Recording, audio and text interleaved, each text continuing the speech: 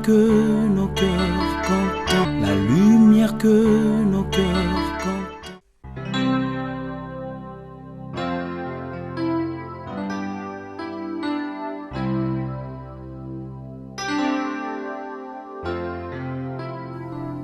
Tu es le fidèle compagnon qui nous rassure dans le parcours, et c'est l'éclat de ta beauté qui éclaire le chemin de ma vie. Et comme une brebis fragile, je trouve ma force dans la chaleur de tes bras de bon berger. J'écouterai ce que dit Dieu, car il est droit pour qui l'écoute. Béni soit le nom de Jésus. Bien-aimés les Seigneurs, nous bénissons le Seigneur pour tout ce qui ne cesse d'accomplir encore dans la vie. Nous devons dire que la vie que nous avons est une grâce. Le Seigneur ne cesse de nous faire du bien au jour le jour et nous contemplons sa gloire. Que son nom soit loué, que son nom soit béni, que son nom soit élevé. Alléluia. Voilà, le Seigneur nous a mis une pensée à cœur que nous avons médité. Et ce n'est bien voulu que nous puissions en parler aujourd'hui. Et nous l'avons intitulé « Quel regard as-tu de ton frère ?» Quelle vision tu as de ton frère? Ça peut être ta sœur. Sinon, quel regard as-tu de ton prochain? Je pense que le prochain résume bien tout ce que nous pouvons dire au travers de ce message. Ton prochain, ton vis-à-vis, la personne avec qui tu vis, celui qui est en face de toi. Que penses-tu de ton prochain? Un prochain, c'est un très proche. Ou un proche. Celui que l'on considère comme un semblable. Son vis-à-vis. Celui avec qui vous vivez ensemble. Celui avec qui vous partagez vos journées. Ceux avec qui vous êtes ensemble. Quel est ton regard par rapport à chacun d'eux? Bien-aimé Seigneur, ceci est une question à laquelle chacun et chacune de nous doit répondre. Oui. Nous devons répondre chacun à cette question. Et c'est par rapport à chacune de nos relations. Chaque relation que tu as. Comment est-ce que tu vois ces relations? Comment tu regardes l'autre en face? Je dis bien, toute relation confondue. Comment est-ce que tu vis avec chaque personne? Comment est-ce que tu le regardes? Alléluia. Dieu est bon. Dieu est merveilleux. Au fait, il est question ici de comment est-ce que tu vis avec ton prochain. Comment vis-tu avec l'autre? Avec quel regard tu le vois? Les regards, c'est l'action de regarder, de porter la vue sur quelqu'un ou sur quelque chose. Oui. C'est sur le comportement qu'on a envers l'autre. La manière de regarder, oui, l'expression des yeux. Bien aimé, j'ai lu aussi quelque part que les regards est la capacité intellectuelle d'un individu à appréhender une situation. Ça, j'aime ça. C'est un moyen ou un support important de la communication entre individus, y compris même chez certains animaux. Alléluia. Oui.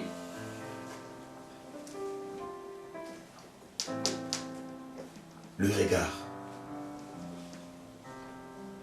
Bien, c'est la capacité à appréhender, la capacité à comprendre. Appréhender, c'est saisir quelque chose par l'entendement, par la pensée. Et si on va par ces définitions, ce que nous pouvons essayer de comprendre par tout ça, par rapport au regard, bien aimé, nous comprenons qu'ici, il est question de la pensée. La pensée que nous avons. Qu'est-ce que tu penses de l'autre? Qu'est-ce que tu penses de ton frère, de ta sœur? Qu'est-ce que tu penses de celui avec qui tu vis? Quelles sont tes pensées? Mais laissez-moi quand même lire la parole de Dieu qui va nous aider à pouvoir faire notre méditation. Nous sommes dans Genèse, chapitre 4. Le Seigneur est bon, le Seigneur est merveilleux. C'est là que nous avons tiré notre pensée. Normalement, nous n'allions peut-être lire que le verset, de partir du verset 8 jusqu'au verset 6 à 8, pardon. Mais laissez-nous lire quand même du début du chapitre 4. Donc, le chapitre 4, les versets 1 à 8. Nous pouvons lire la parole de Dieu. Je préférais prendre la version de Semeur pour que nous puissions comprendre un peu cette parole. Nous sommes dans Genèse chapitre 4, je disais les versets 1 à 8. Nous lisons la parole de Dieu. L'homme s'unit à Ève, sa femme. Elle fut enceinte et donna naissance à Caïn. Elle dit, avec l'aide de l'Éternel, je formai un homme. Elle mit encore au monde le frère de Caïn, Abel. Abel devient berger et Caïn cultivateur. Au bout d'un certain temps, Caïn présenta des produits de la terre en offrande à l'Éternel. Abel de son côté présente le premier-né de son troupeau et en offrit le meilleur morceau. L'Éternel porta un regard favorable sur Abel et sur son offrande, mais pas sur Caïn et son offrande. Caïn s'est mis dans une grande colère et son visage s'assombrit. L'Éternel dit à Caïn, « Pourquoi te mets-tu en colère et pourquoi ton visage est-il sombre? Oui, si tu agis bien, tu le relèveras. Mais si tu n'agis pas bien, le péché est tapis à ta porte. Son désir se porte vers toi, mais toi, maîtrise-le. » Alléluia. Voilà, c'est avec cette pensée, avec cette parole que le Seigneur nous a aidés à pouvoir méditer et comprendre un peu certaines choses. Bien, Seigneur, nous disions ici qu'il est question de penser. Quelles sont tes pensées par rapport à ton prochain? C'est les pensées que tu as de ton frère ou de ta sœur qui te donnent une opinion déterminant comment te comporter vis-à-vis de lui. Oui. C'est l'ensemble des pensées que tu conçois de la personne qui va déterminer maintenant, et regarde, ce que tu conçois, ce que tu penses d'une personne, alléluia, te donne une opinion. Et c'est avec cette opinion-là que tu peux voir la personne. Le Seigneur est bon, le Seigneur est merveilleux. Mais qu'est-ce que le pensée? Parce que c'est les pensées qui déterminent l'opinion. Le pensée, c'est appliquer son esprit à concevoir, à juger quelque chose. C'est la faculté de penser, la faculté et la possibilité naturelle ou légale de faire quelque chose. La liberté que l'homme a de penser. La liberté que l'homme a de penser, donc ce qu'il veut. Il a comme synonyme juger, raisonner, réfléchir et autres. Vous pouvez donner. Bien-aimé, vous savez, l'homme est libre de penser tout ce qu'il veut. Ah oui, s'il y a une liberté qu'on ne peut pas priver à qui que ce soit, c'est celui de la pensée. On peut même prendre une personne, le mettre en prison, le priver de tout, mais on ne saura jamais priver à quelqu'un la liberté de pouvoir penser, réfléchir. On ne peut pas empêcher une personne de raisonner. Même si on te mettait en prison, on ne sera pas emprisonné. Cette liberté de pouvoir penser. Il n'y a aucun pouvoir, aucune puissance, même l'Éternel Dieu lui-même ne peut pas nous empêcher de penser. À moins que tu sois mort. Il y a comme les morts qui ne peuvent pas réfléchir. Il n'y a que les morts qui ne peuvent plus penser. Oui. Mais tant que l'on vit, on peut continuer toujours à penser. De pouvoir penser. Donc l'homme est libre dans ses pensées. Mais est-ce que seulement tout ce que l'on pense est vrai?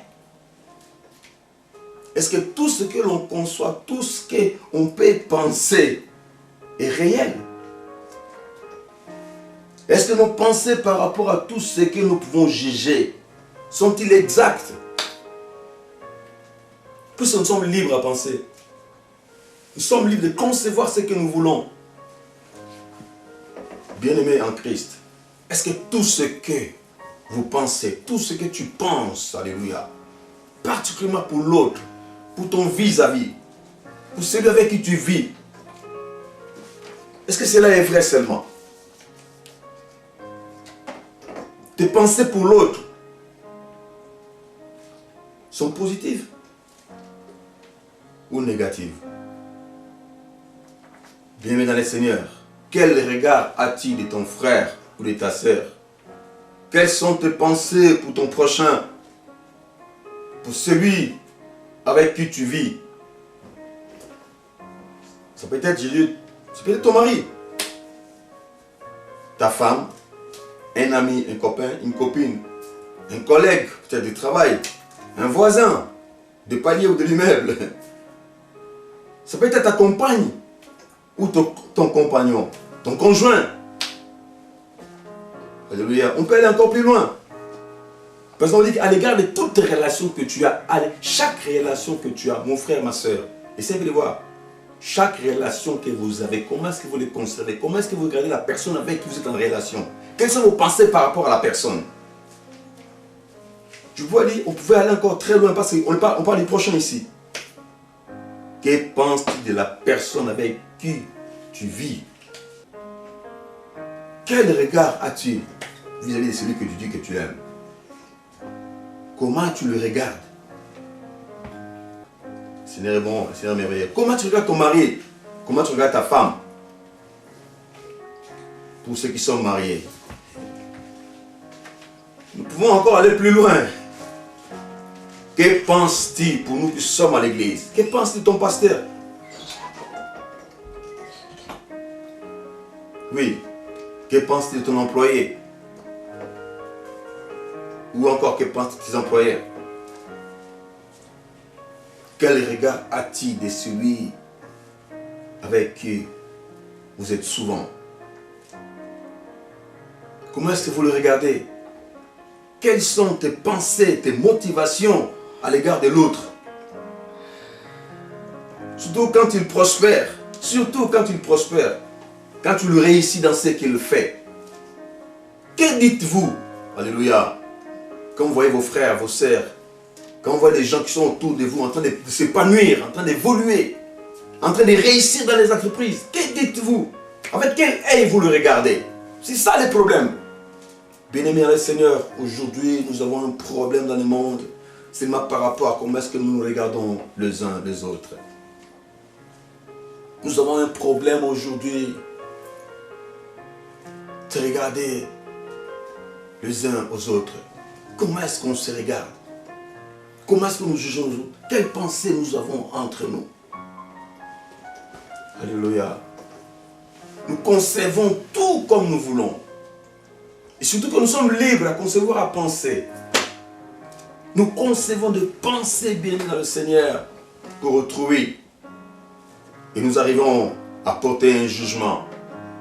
Nous arrivons à avoir des opinions. Et ce sont ces opinions-là, je disais, qui font que nous puissions soit considérer la personne ou désapprouver la personne. Quel est votre regard à l'égard d'une personne? Jésus qui prospère, je disais. Celui qui va de l'avant. Est-ce que vous l'enviez ou vous l'encouragez? Vous l'admirez ou vous le méprisez? Vous êtes content ou vous êtes jaloux de celui qui réussit devant vous? De votre frère, de votre sœur? Quelle est votre attitude? Bien-aimé le Seigneur, ici dans ce cas précis où nous avons lu dans Genèse, il était question de Caïn et Abel. Le premier enfant que Adam et Ève ont eu. Ève a enfanté, elle a dit, oh, je puis avoir un enfant par la puissance de Dieu. Il a eu encore un second, Abel. Et les enfants étaient là. Le premier, l'aîné, était laboureur. Il pouvait cultiver la terre. Le second était un berger. Il y a un moment, ils se sont décidés de pouvoir offrir à Dieu. C'est normal, chacun a pris les fruits, alléluia, de son travail, ce qu'il faisait. Caïn de son côté, il a pris ce qu'il faisait. Et au bout d'un certain temps, Caïn présentant des fruits de la terre en offrande à l'Éternel. Abel de son côté présenta le premier-né de son troupeau et en offrit le meilleur morceau. L'Éternel porta un regard Abel et sur son offrande, mais pas sur Caïn et son offrande. Alléluia. Les deux ont offert à Dieu. Les enfants ont offert à Dieu ces sacrifices, selon que ce que chacun d'eux faisait. Et le problème était maintenant à l'Éternel Dieu. L'Éternel Dieu, alléluia, a apprécié, a regardé, il a vu que oui, ce que Abel avait fait, il n'y avait plus. Il a d'abord porté un regard favorable sur Abel. Après quoi, il porta un regard favorable sur son sacrifice. Bien-aimé dans le Seigneur. Et le problème, ce n'est pas Abel ou Caïn, non. Le problème, c'est à celui qui devait apprécier.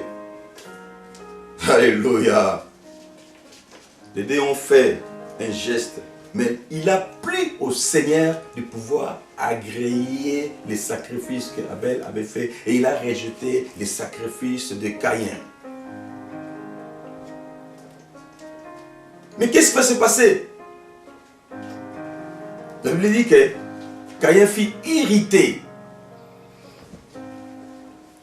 Donc après que Dieu ait accepté le sacrifice de son frère, lui fut irrité.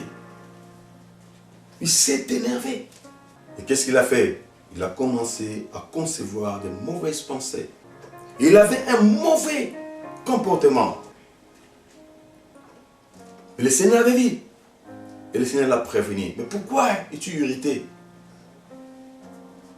Bien-aimé dans le Seigneur. Avant que Caïn ne puisse passer à l'acte, il a commencé d'abord à concevoir des pensées. Il regarda son frère avec un mauvais œil. C'est pourquoi nous avons dit, comment regardes-tu ton frère? Quel regard tu as de ton frère, ta sœur? Et nous avons souligné, surtout quand il prospère. Oui, les deux ont fait le sacrifice. Les deux ont offert, ils ont donné à Dieu. Et le problème, ce n'était pas Abel. Le problème, c'était à celui qui devait apprécier ce qu'ils ont offert. Moi, ma faible connaissance, je pouvais dire, moi, à ma faible connaissance, je pouvais dire qu'écoutez, s'il y avait vraiment quelque chose à faire, s'il y avait quelqu'un à qui il fallait s'en prendre, ce n'était pas entre eux qui pouvaient s'en prendre. Ce n'était pas à Caïn et Abel de s'en prendre entre eux. Il fallait s'en prendre à celui qui devait apprécier, celui qui a apprécié les choses. Savoir le pourquoi, du comment. Ce n'est pas à Abel que Caïn devait s'en prendre. Puisque ce n'est pas lui qui a fait quoi que ce soit. Lui aussi, il a offert. Lui aussi, il a donné. C'était un choix que l'Éternel a fait. Il a apprécié le geste, alléluia, qui était fait par Abel. Abel n'était pour rien. Mais Caïn a eu de mauvaises pensées. Il a conçu de mauvaises pensées. Il a conçu de mauvaises idées. Jusqu'à aller à cause du tort à son frère. Puis maintenant le Seigneur, alléluia. Ça c'est le choix que le Seigneur avait fait. Il a pris à Dieu. Il a accepter l'un et refuser l'autre. Alors, qui dirons-nous? Les enfants étaient encore dans les ventres. Une n'avait encore rien fait. Il n'était pas encore même né pour que l'on puisse dire peut-être l'un avait péché et que l'autre avait... Non. Dieu va aimer l'un et va haïr l'autre. Je parle d'Ésaü et de Jacob. Ils étaient encore dans le ventre. Mais il a pris à Dieu. Dieu a choisi l'un. Il a rejeté l'autre. Bien-aimé le Seigneur. Il ne peut pas s'en prendre à son frère. Pourquoi regardes-tu ton frère d'un mauvais œil? Et pourtant, c'est Dieu qui élève. C'est Dieu qui les approuve. Psaume 75, le verset 6. Non, dans d'autres versions c'est 7 et 6, dans d'autres versions c'est verset 7 et 8. Psaume 75. Non, commençons par le verset 6. 75, le verset 6. Ne levez pas si haut votre tête. Ne parlez pas avec tant d'arrogance, car ce n'est ni de l'Orient, ni de l'Occident, ni du désert que vient l'élévation. Mais Dieu est celui qui juge. Il abaisse l'un et élève l'autre. Alléluia. Le problème, ce n'était pas le problème de Caïn ou d'Abel. Mais le problème venait de Dieu. Je disais, s'il y avait quelqu'un en qui on devait s'en prendre, c'était à Dieu. Bien-aimé le Seigneur. Et cela arrive même pour nous. Il fallait aller vers Dieu, il fallait aller vers lui poser la question. Caïn devait aller consulter le Seigneur pour pouvoir qu'est-ce qui n'allait pas. Pour savoir le problème était où. Et il vient, il va s'en prendre à son frère. Et nous le vivons aussi ici-bas. Nous le vivons, bien-aimé le Seigneur. Nous le vivons ici-bas, au jour le jour. Nous voyons ces choses. Il y a l'autre parce qu'il travaille, il prospère. Quand on regarde, on est jaloux, on est contre.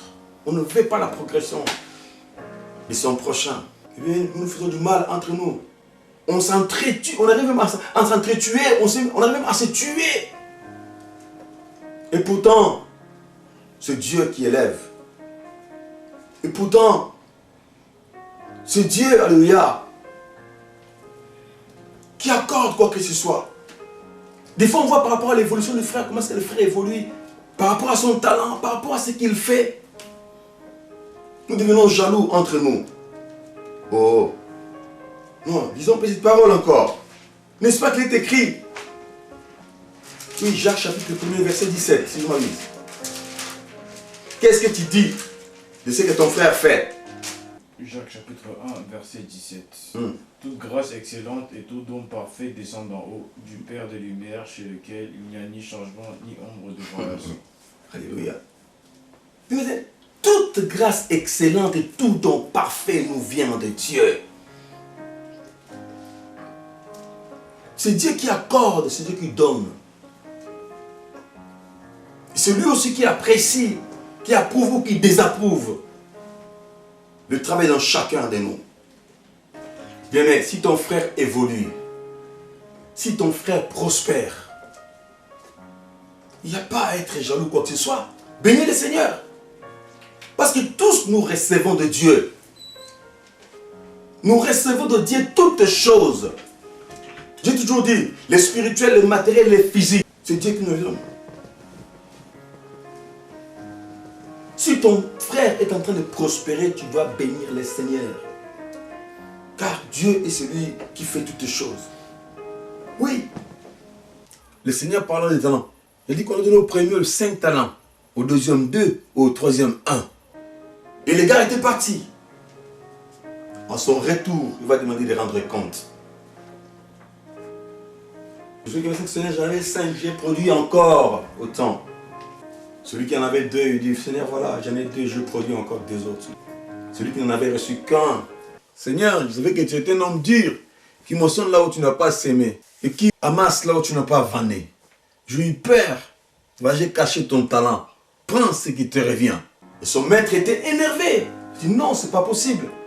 Tu savais que je t'ai dit, mais attendez, il fallait me laisser même mon talent, je pouvais me le mettre à la banque, donner aux banquiers. Et à mon retour, j'avais trouvé que ça allait produire. Tu n'en as rien fait. Bien, Seigneur, à chacun de nous, Dieu a donné une mesure. Chacun de nous, Dieu a donné. Dieu est celui qui nous a créés. Il sait pourquoi il t'a créé. Dieu connaît ta mission. Dieu sait que c'est que toi tu dois faire. Et par rapport à cela, il t'a donné. Tous nous avons reçu de Dieu. Tous nous avons reçu. Peut-être que j'en ai reçu qu'un. Mais avec le seul talent que j'ai, je dois essayer de mon côté, de fructifier, de travailler avec l'aide du Seigneur. En demandant l'aide du Seigneur, malgré ce seul talent que j'ai. Je veux prier le Seigneur, que le Seigneur aide-moi, afin que je puisse arriver à fructifier. Seigneur, aide-moi à maintenir cela et à travailler par rapport à ce que toi, tu m'as donné. Non. Tu dois apprécier ce que l'autre fait. Pourquoi? Parce que c'est Dieu qui lui a donné.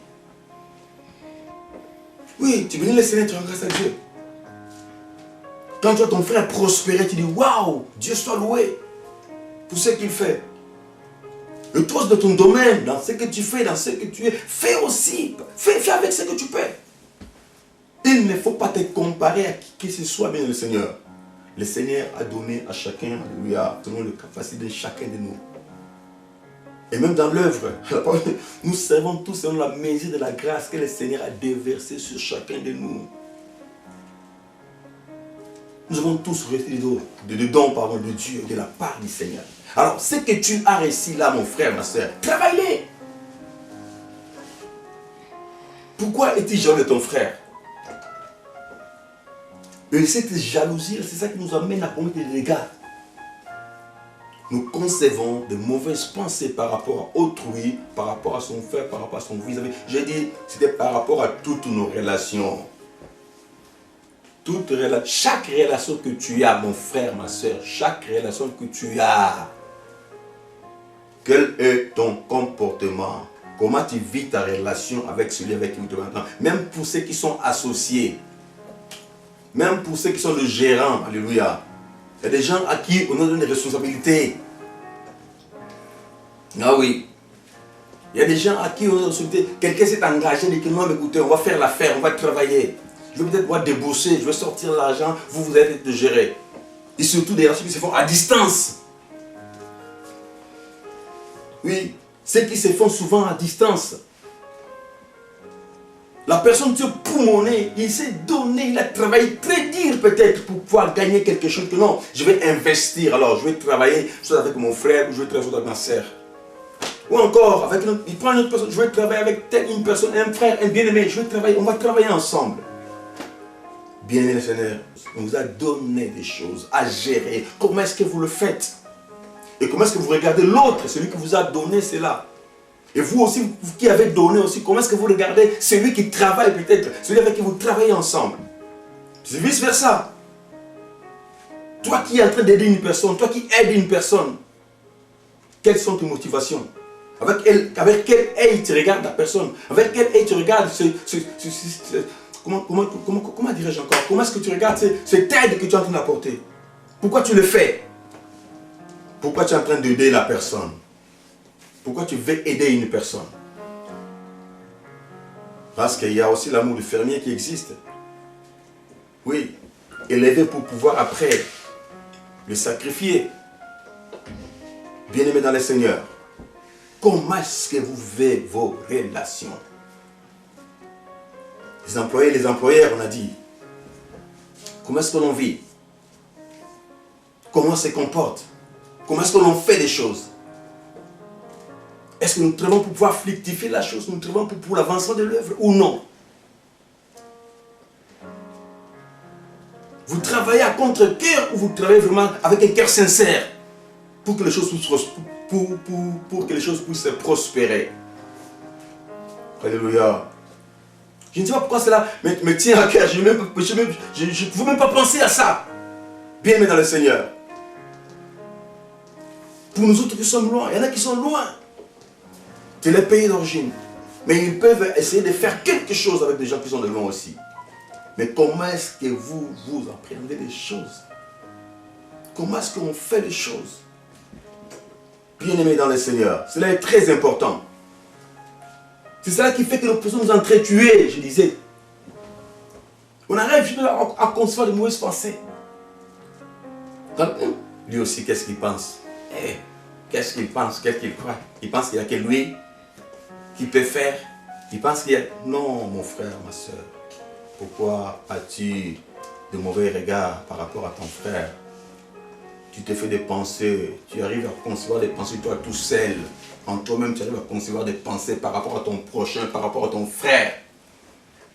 Tu t'es fait une idée par rapport à tout ce que tu conçois. On dit que, alléluia, l'opinion que tu as de ton frère sont l'ensemble des pensées que tu fais. Dans tout ce que tu conçois, tout ce que tu penses, te donne une opinion. Et c'est comme ça que tu vas considérer l'autre.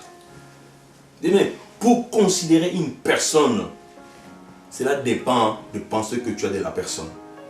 La considération vient comme ça. Mon frère, ma soeur. Ah oui.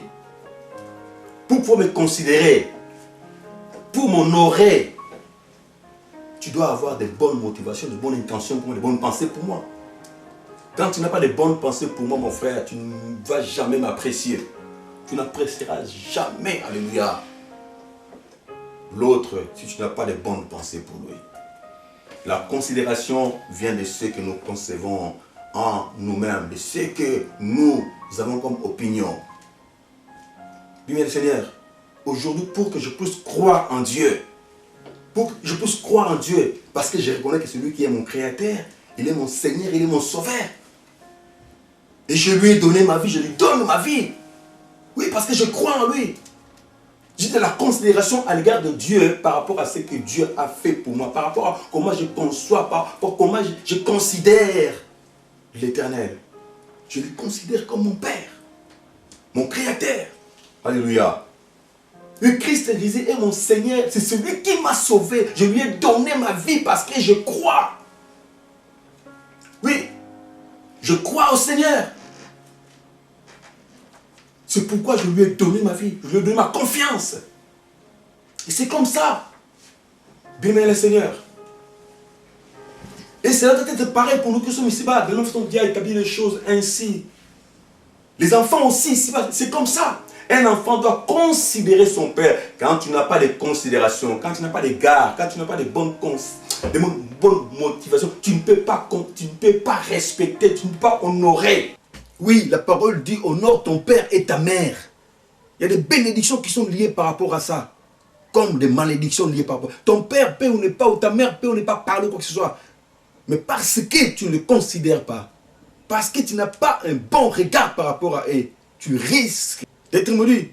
Le papa peut ou n'est pas prononcer des paroles. Mais comme l'Éternel a fait ainsi des choses, vous pouvez risquer beaucoup de choses. Enfant, qu'est-ce que tu penses de ton père, de ta mère, de tes aînés? À l'église, c'est pareil. Qu'est-ce que tu penses de ton pasteur? Qu'est-ce que tu penses de ton pasteur? Quelles sont tes pensées par rapport à ton pasteur? Par rapport à tes dirigeants, à ceux qui te conduisent? Quelles sont tes pensées? C'est cela qui va déterminer ton comportement à l'égard d'eux. Tu peux soit les accepter ou les rejeter. Et beaucoup sont là, dans des églises, où ils ne considèrent pas son pasteur. Ils ne considèrent pas les bergers. Bien Seigneur, vous ne pouvez pas recevoir quoi que ce soit de bon venant de lui. Peu importe ce qu'il peut prêcher, peu importe ce qu'il peut dire. Tant que vous n'avez pas de considération en son égard, vous ne recevez rien. C'est bien, une telle personne, quoi que l'homme de Dieu puisse faire, même s'il pouvait prier pour vous avec tout son cœur, quoi que ce soit. Mais puisque vous ne les considérez pas, Dieu ne peut pas exaucer cette prière. Parce que Dieu regarde l'attitude de ton cœur envers celui qui te conduit. Et c'est une grosse erreur de rester dans une telle assemblée où vous ne considérez pas l'homme que l'Éternel a établi. Alléluia. Tout part de ce que tu conçois par rapport à la personne qui est devant toi. Alléluia. Que le Seigneur est bon. Que le Seigneur est merveilleux. Mais j'aimerais que nous puissions prier le Seigneur. Par rapport à cette introduction, par rapport à ce que tu as reçu, Je veux que nous puissions prier le Seigneur. Oui, bien le Seigneur. Le Seigneur est celui qui apprécie tout ce que nous faisons. J'écouterai ce que dit Dieu, car il est droit pour qui l'écoute. La lumière que nos cœurs contemplent, la lumière que nos cœurs contemplent.